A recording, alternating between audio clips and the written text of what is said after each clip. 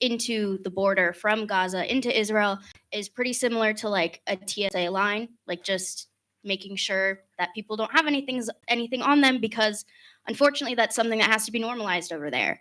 And in the thousands of miles of Arab countries surrounding Israel, the Jewish population has only decreased, while the Palestinian population in Israel has only increased, which also proves that Israel is not committing a genocide. All right. Further questions? Did you have a question? Could I continue answering that question? Oh, I'm sorry. Yes, thank you. I was just in Israel in December. My bus driver was Druze. He was Arab. He was incredible. He did not feel targeted whatsoever by all of us who were all Jewish students. I went to a bunch of Arab restaurants and we did not treat each other any differently. I went to the Arab Shuk. No one treated me differently. I didn't treat them differently. You see, there's a lot of overlap. And in general, as a general statement, there are equal rights. Another thing, if you want to think about this, Arab people or Palestinians specifically are not required to serve. There are certain tax cuts that they don't have to pay. The Israeli people are compensating some of that in order to help in the Gaza Strip, in the West Bank, and okay, thank you. So in my personal experience, I have many Arab friends that are in Israel that I will be going and visiting, and they are not anti-Semitic towards me, and I am not against them. We are on the same team. We want this war to end. We want peace, and we are completely peaceful amongst each other and respect each other. Thank you. Speaker's time has expired. Is there a motion to extend time? Motion to extend time by 7 minutes. Motion to extend time by 7 minutes. Is there a second? Yes, is there a second? Is there any objection to extending speaker's time by 7 minutes? All right, hearing none, let me add 7 minutes onto the clock and then we'll proceed with questions. We'll get the catch block passed up here. Where is it? Oh, thank you. So I wanted to ask. Order, please. My name is Fawad. I'm a freshman sophomore student senator, and so basically, in your speech, you said that this bill is anti-Semitic. I wanted to ask how being critical of a governmental body is anti-Semitic. As far as I know, being critical of any institution or government in of itself is not attacking any religious group. Thank you for your question. The International Holocaust Remembrance Alliance's definition of anti-Semitism, which is widely accepted throughout the world, discusses holding Israel to a higher standard, a double standard that no other country is held to. This bill is not critical of the Israeli government, and it's acceptable to be critical of the Israeli government, just like we're critical of our own government here in America. But this bill does not criticize the Israeli government. It holds Israel to a higher standard than any other country in the world is held to. And it treats it unfairly compared to any other country. Further questions? Yep. He has had his hand up for a while. I know, and you're.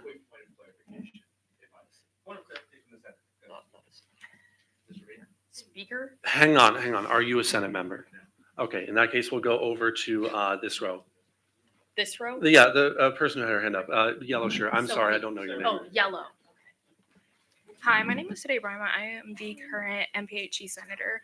So my question to you was very similar to their question of, I am curious as to why Israeli or Jewish students would be seen as or feel as though they are genocidal simply because it was mentioned many times throughout the presentation that they were critical of the Israeli government, not of Israeli people or Jewish people. So I'm very curious about that, and I feel like it draws parallels to our current political situation in the U.S. to say that all of us Americans are represented by our current administration would be false, and if people from other countries were to then criticize our administration, it would not then be criticizing us because not all of us agree with what he was saying, if that makes sense. So that's just my question. Like I stated before, if you've read the resolution, it's not critical of the Israeli government. It's calling out Israel to a higher standard. So this is not fair criticism, and it affects Jewish people around the world. And as a Jewish student, I can tell you that I have seen on this campus and on other campuses similar acts and similar resolutions which have affected students everywhere. Also, as a Jewish student, I have a pin on my backpack that specifically says "I heart being Jewish," and I have been called a genocidal killer. I've been called a baby killer just because I'm Jewish, and I have gotten weird looks, and I have had things said to me just because I'm wearing a Jewish star. And after October 7th, the amount of anti-Semitism has exponentially rose to over 300%. And we have seen this all over campus, Columbia University, specifically UCLA, blocking Jewish students, not Zionists, but Jewish students who have nothing to do with Israel from going to class just because they simply represent themselves as being Jewish. And we don't want that to get to University of Kansas and all over the different college campuses as well, because many Jewish students are afraid, and it's scary for us. The student body vice president. So I'm curious. So the scope of the initial legislation that was proposed was in regards to the genocide taking place in Palestine, not condoning the terrorist organization Hamas. However, in your speech, you cited that Hamas was the oppressor, which is outside the scope of the legislation. So I am curious, since the purpose is to address the genocide in Palestine, what have the people of Palestine done to warrant this genocide? Well, so as we said before, that Israel withdrew from Gaza in 2005, had nothing to do with Gaza, and the people of Gaza elected Hamas, which is a designated terrorist organization, as their government.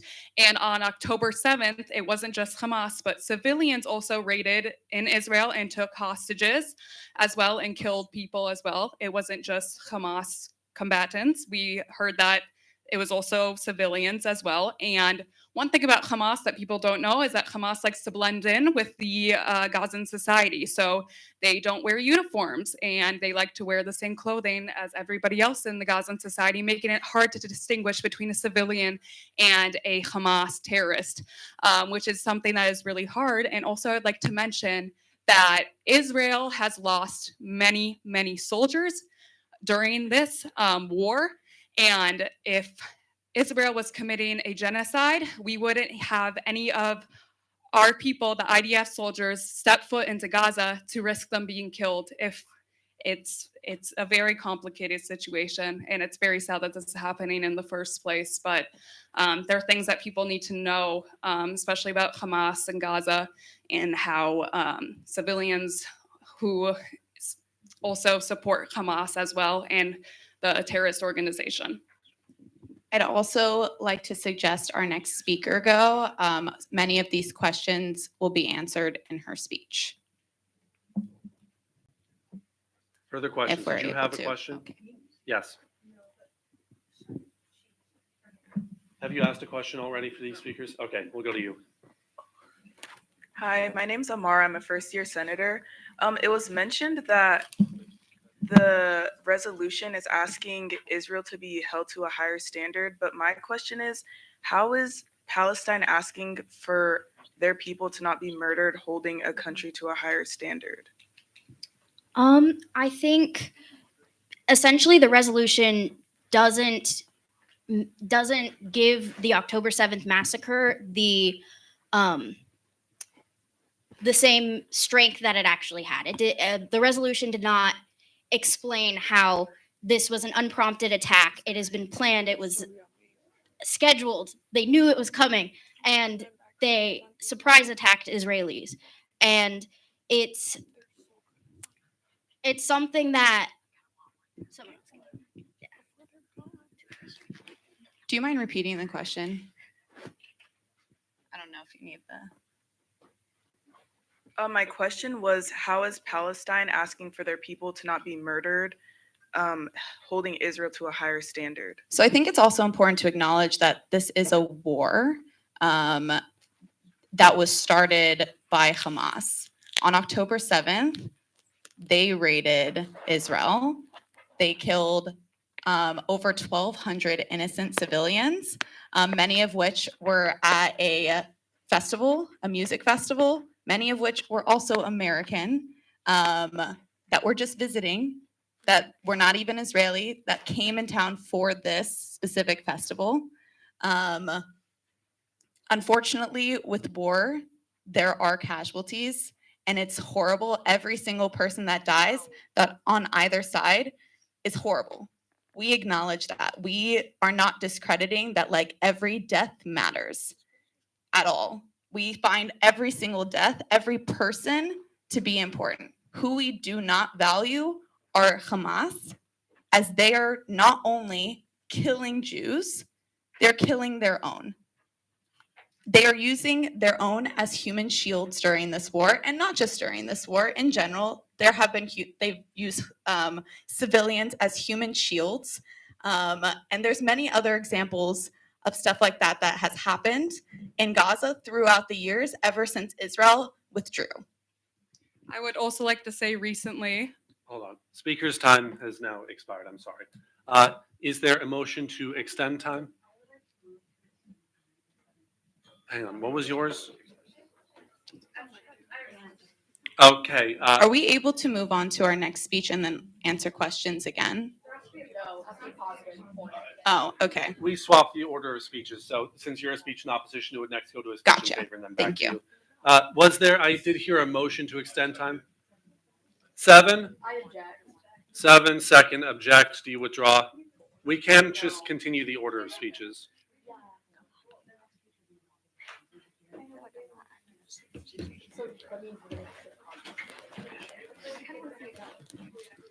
All right, do you guys have it worked out? Are you keeping the motion?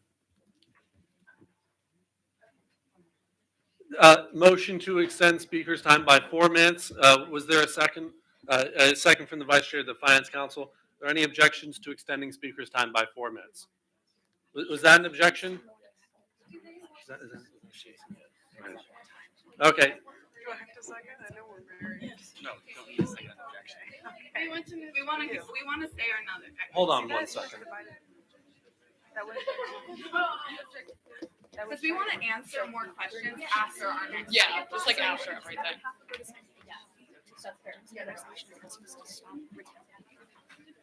I don't think so. We're just. Yeah. The motion to extend speaker's time. The motion to extend speaker's time has been withdrawn. If there are no other speeches, we'll proceed, or sorry, if there are no other motions, we'll proceed to a speech in favor of the resolution. All right, hands up for a speech in favor. Yes, was there anyone else who wanted to give a speech in favor? Anyone else? Hands up, hands up.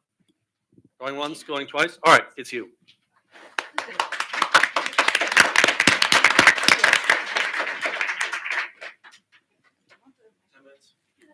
All right, sweet. Get this display mute off so you can actually see what you're looking at. I feel free to scroll through that if you want. Okay. Okay, hi guys. Hold on one second. Sophie is recognized for 10 minutes for a speech in favor. Okay, hi everyone. My name is Sophie Tarian. I'm a graduate student senator. I didn't really prepare a formal speech, but I've just jotted down some notes, so please bear with me if it's a little choppy. First, I really want to apologize to some of our previous speakers. I don't remember your name. I'm sorry. You have beautiful curly hair. I'm so sorry for the genuine anti-Semitism that you faced here on campus. That is absolutely not acceptable, and I'm just so sorry you went through that. Okay, so a little background on me. I am half Armenian, but there was a genocide in Armenia, and there's a lot of there's a large Armenian diaspora all over the world. So so my family was actually living in Palestine since the 1700s. There was no Israel at the time. And in 1948, my Armenian family members living in the Armenian convent of Jerusalem, they weren't living there yet. They were living in Jerusalem. And then in 1948, they lost their homes. This was actually because they lost their homes from Arab fighters. And they became refugees living in a one-room, I'm getting nervous, 10 people living in one room for more than 20 years. And yet, to this day, none of those family members living in that room hold it against Palestinian people. and none of them support what Israel is doing, and all of them call it a genocide. They lived in one room for 20 years.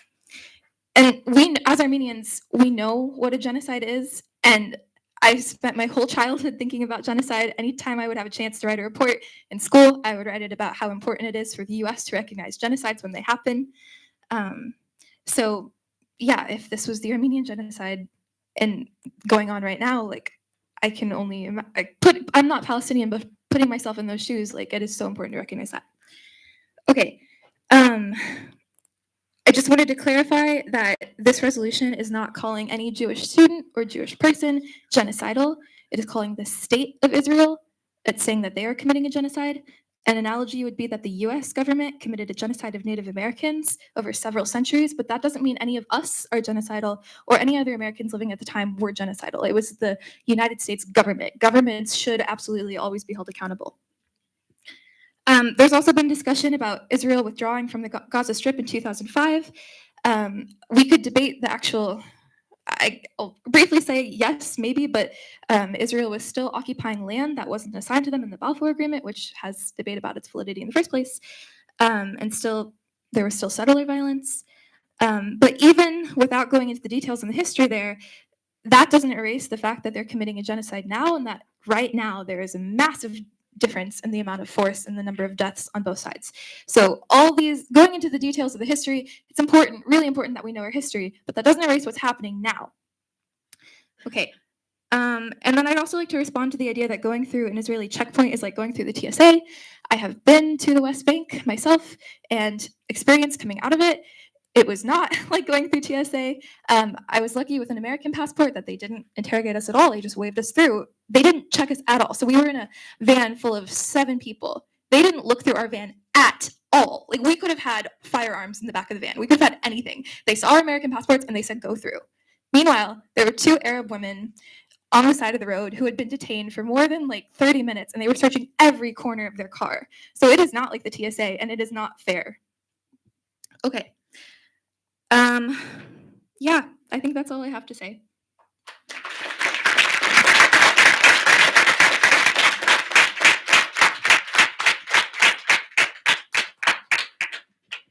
The speaker has around 6 minutes, 5 seconds of time remaining. Are there any questions for the speaker? All right, hands up. Let's go to Shay, the row you're at. Okay, I'm Allie Weinberg. You talked about how there is a genocide going on in Gaza right now. I just have notes that I want to bring up. Sorry. Yeah, so I hear your deep concern about what's happening in Gaza right now, and I share the pain over any innocent loss of life. But if this is called a genocide, how do you reconcile that with the fact that Israel's military campaign has one of the lowest civilian to combatant ratios in modern warfare, roughly 1 to 1.5, and if you take the Gaza Ministry of Health's estimated toll? And also, I would just like to mention the fact that Israel has coordinated the delivery of over 1.7 million humanitarian aid packages, supported the setup of field hospitals, issued mass evacuation warnings, warning civilians beforehand that when they were going to bomb or be on foot, they dropped leaflets beforehand to reduce the amount of civilians being hurt.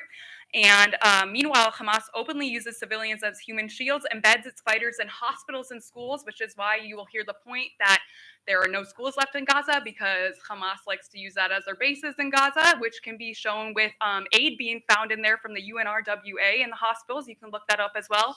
And I'd also like to bring up the fact that a week ago there was protests in Gaza against Hamas. Yeah. But my question is, how can you call it a genocide if it is the lowest civilian to combatant ratios in modern warfare? And since Hamas runs the ministry, Gaza of Health Ministry. Okay, I don't understand what you're saying with the ratio thing. But I would say that none of that, I think we've had like very similar questions from you guys throughout. And I think Jack did a really good job of answering the question that none of that changes or. So is Chloe wanting me to what time is the time was it intentional?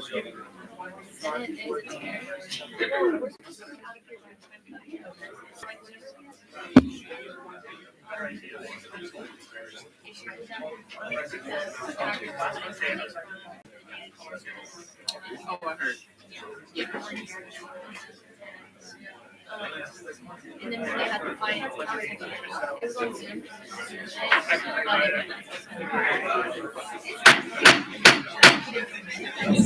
The meeting will return to order.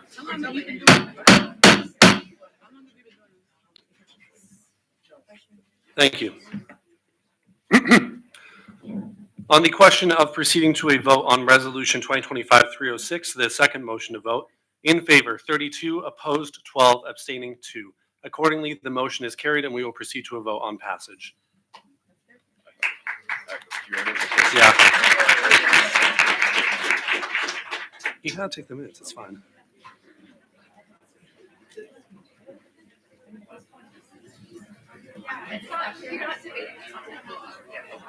I'm gonna give them 1 minute and 30 seconds for this.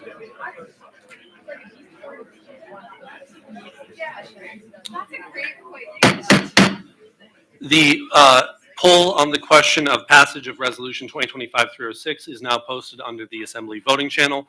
As this is a resolution, it will take a simple majority vote to pass or half of our voting members plus 1. There was something else I wanted to state and I forgot it. If you're having any trouble voting, please come to the front. We'll get you handled. This will be a 1.5 minute vote. Vote in favor if you want to adopt the resolution. Vote opposed if you do not want to adopt the resolution. If you have no opinion, vote abstaining.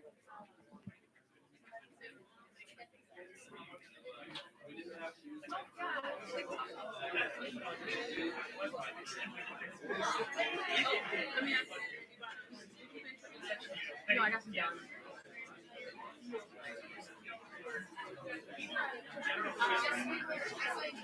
Okay, so tell me why I don't know. So tell me why I don't know. The main meeting, yeah, the main meetings take place every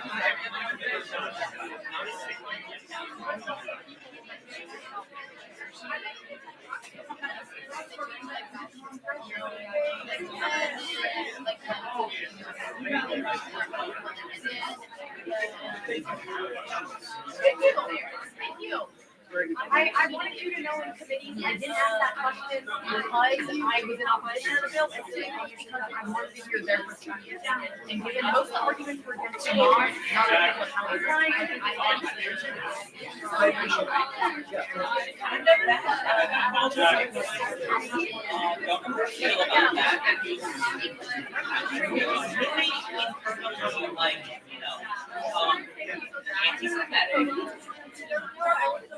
I think I am. I just don't know. I think I was just thrown in there. So yeah,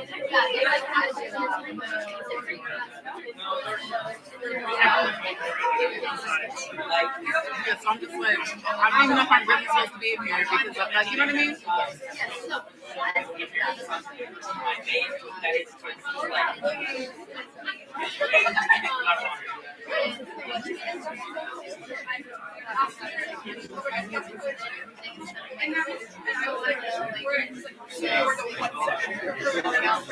Like, I'm just here. Like, I'm just a person.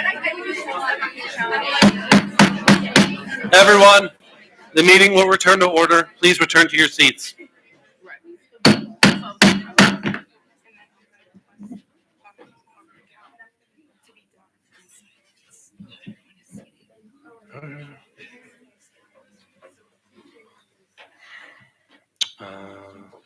Sorry.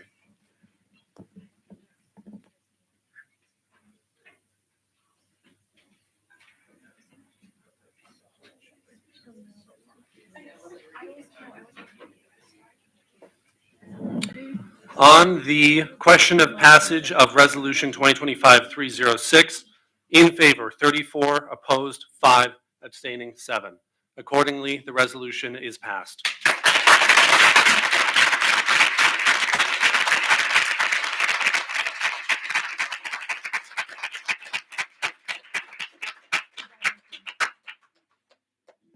Accordingly, we have reached the end of our legislation to be discussed tonight. Are there any announcements to be made to the Assembly? Yes, please vote in the Student Senate elections. What? Yeah, sure.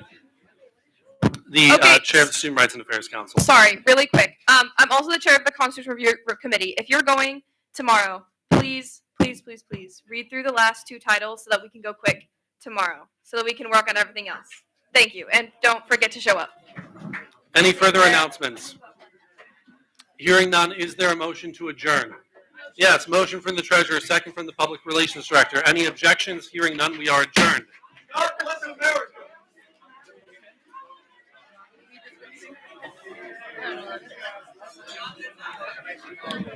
Danae, could you please come to the front?